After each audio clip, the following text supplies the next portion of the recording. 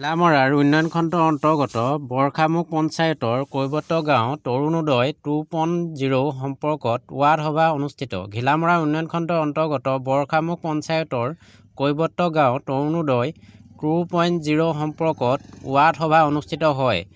আজি দুপৰীয়া অনুষ্ঠিত হয় এই ৱাৰ্ড সভাখনি। 19 ডিচেম্বৰৰ পৰা 29 ডিচেম্বৰলৈ বৰখামুখ পঞ্চায়তৰ বিভিন্ন গাঁৱত অনুষ্ঠিত হৈ আছে বিশেষ ৱাৰ্ড সভা। আজি কৈবত্য গাঁৱত অনুষ্ঠিত হয় ৱাৰ্ড সভা। অৰুণোদয় 2.0 সম্পৰ্কত অনুষ্ঠিত হয় ৱাৰ্ড সভাখনি। আজি তাৰে অংশ হিচাপে বৰখামুখ পঞ্চায়তৰ কৈবত্য গাঁৱত অনুষ্ঠিত হয় ৱাৰ্ড সভা।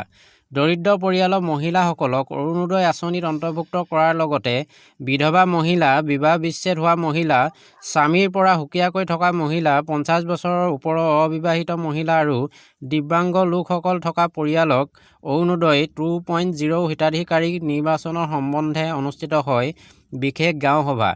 আজি সেই উদ্দেশ্যে ঘিলামৰা উন্নয়ন খণ্ডৰ অন্তৰ্গত বৰখামুখ পঞ্চায়তৰ কৈবত্য গাঁৱতো অনুষ্ঠিত হোৱা পৰিলক্ষিত হয়।